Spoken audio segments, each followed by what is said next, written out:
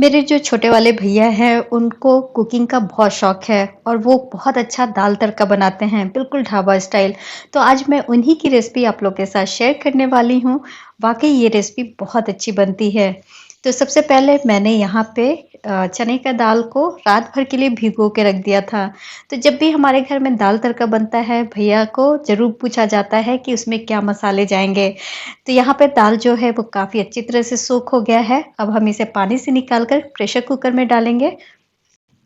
वैसे बिना चना दाल को सोक किए हुए भी आप इस दाल तड़का को बना सकते हैं। सिर्फ़ दाल को वॉश कर लीजिए अच्छी तरह से पानी में, प्रेशर कुकर में डाल दीजिए और जितना हम दाल डालेंगे उससे थोड़ा-सा ऊपर पानी रखेंगे। मतलब एक तरह से ये लेवल में ही रहेगा। अब इसमें नमक डाल देंगे स्वाद अनुसार और थोड़ी-सी हल्दी पाउडर। तो दाल को उबालते समय सिर्फ नमक और हल्दी का ही यूज़ करेंगे और इसे अच्छी तरह से मिलाने के बाद ढक्कन बंद कर देंगे और इसे कुक होने के लिए प्रेशर कुकर को हम रख देंगे गैस के ऊपर। तो यहाँ पर मैंने दाल को अच्छी तरह से मिक्स किया है।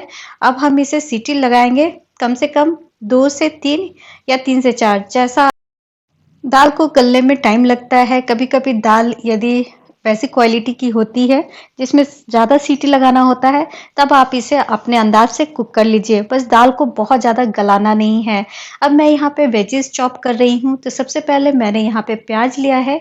एक मीडियम साइज़ का प्याज़ है, तो जितना आपको दाल की क्वांटिटी है, उसके अनुसार आप प्याज़ और टमाटर का यूज़ कीजिए।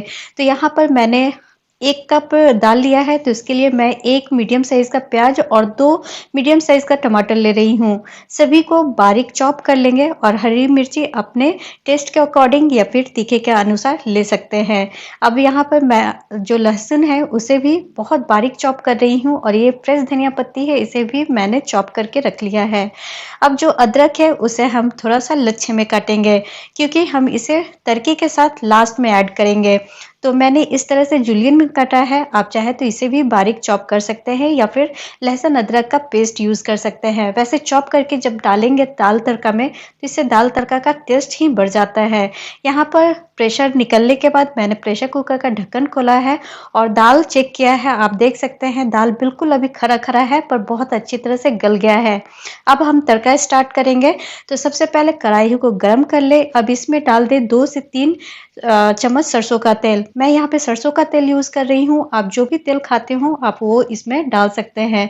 अब इसमें डाल दें आधी छोटी चम्मच जीरा और 2 तेजपत्ता, साथ में 1 छोटा दालचीनी का टुकड़ा और 1 बड़ी इलायची और 1 लाल मिर्च। तो मैं खाना बहुत कम स्पाइसी रखती हूँ ताकि उसका टेस्ट बना रहे। तो यहाँ पर मैं हींग डाल रही हूँ 1 चुटकी या फिर 1/4 चम्मच। सबको तड़के को अच्छी तरह से हम चलाकर फ्राई कर लेंगे। गैस का फ्लेम मैंने मीडियम पे रखा है।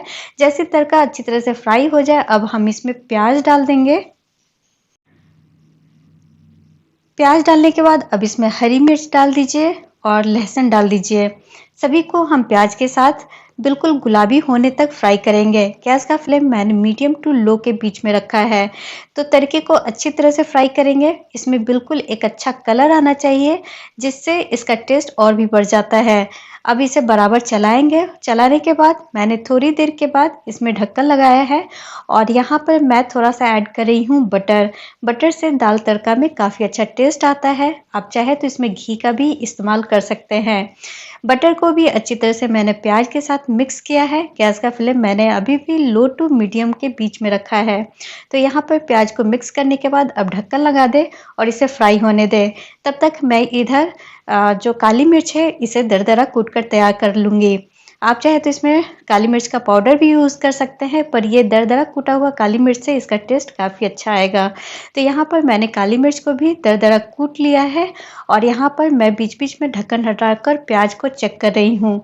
तो प्याज में भी अब धीरे-धीरे काफ़ी अच्छा कलर आने लगा है और बहुत अच्छा यहाँ पे टेस्ट मतलब खुशबू आ रही थी।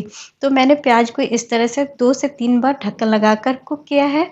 प्याज में एक अच्छा गुलाबी कलर आ गया था। अब इसमें टमाटर डाल दीजिए। टमाटर डालने के बाद अच्छी तरह से प्याज के साथ इसे हम फ्राई करेंगे। प्याज़ टमाटर को मिक्स करने के बाद अब मैं इसमें डाल रही हूँ थोड़ा-सा फ्रेश धनिया पत्ती। तो थोड़ा-सा धनिया पत्ती मैं टमाटर और प्याज़ के साथ फ्राई करूँगी और बाकी का जो धनिया पत्ती है उसे मैं गार्निश के लिए यूज़ करूँगी। एक बार अच्छी तरह से सबको मिलाने के बाद ढक्कन लगा देंगे और गैस का फ्लेम बिल्कुल लो पे रखिए। जितना पेशेंस के साथ आप प्याज़ टमाटर को फ्राई करेंगे उतना ही इसमें एक अच्छा कलर और टेस्ट भी आएगा। प्याज में काफ़ी अच्छा कलर आ गया था। अब इसमें डाल दीजिए आधी छोटी चम्मच जीरा पाउडर और 1 चम्मच डाल दीजिए इसमें धनिया पाउडर। अब इसमें 1 चम्मच जाएगा चिकन मसाला पाउडर। चिकन मसाला पाउडर ना हो तो आप इसमें किचन किंग मसाला पाउडर या फिर आप इसमें गरम मसाला पाउडर भी डाल सकते हैं। सबको अच्छी तरह से हम प्याज और टमाटर के साथ मिक्स करते हुए फ्राई कर लेंगे।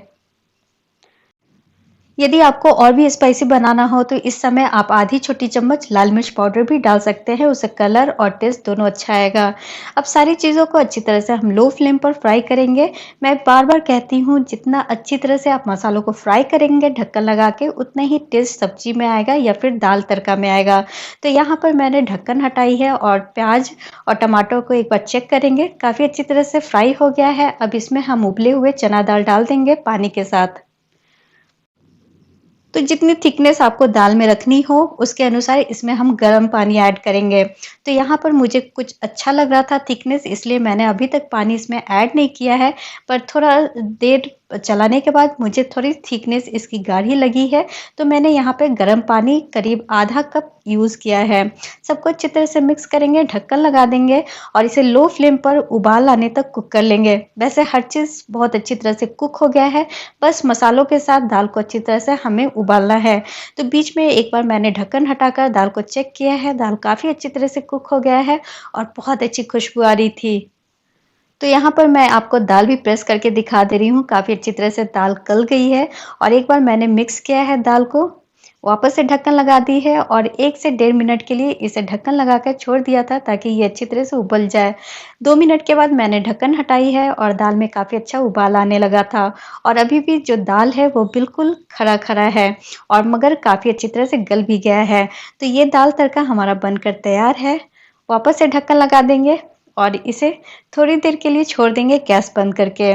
तो यहाँ पर मैंने गैस से उतार के कढ़ाई को नीचे रख दिया है। अब मैं इसे गार्निश कर रही हूँ थोड़ा-सा अदरक के लच्छों के साथ और साथ में फ्रेश धनिया पत्ती और 1 चम्मच बटर। ऊपर से बटर डालने से इसका टेस्ट काफ़ी बढ़ जाता है और काफ़ी अच्छा टेस्ट आता है। तो इसे अच्छी तरह से मिक्स करने के बाद ढक्कन लगा देंगे और इसे 1 से 2 मिनट के लिए छोड़ देंगे सर्व करने से पहले। अब ये जो दाल तड़का है वो बनकर तैयार है। मैंने कुछ इस तरह से इसे सर्व किया है और इसे मैंने सर्व किया था रोटी के साथ। तो गरमा-गरम फुल्के या फिर गरमा-गरम रोटी के साथ आप इसे एन्जॉय कर सकते हैं। साथ में प्याज और सैलेड ले लीजिए, बहुत अच्छा टेस्ट लगेगा। यदि रेसिपी आप लोग को अच्छी लगी हो तो इसे ज़्यादा से ज़्यादा शेयर और लाइक कीजिएगा। चलिए मिलती हूँ एक और नई रेसिपी के साथ, तब तक के लिए बाय, टेक केयर।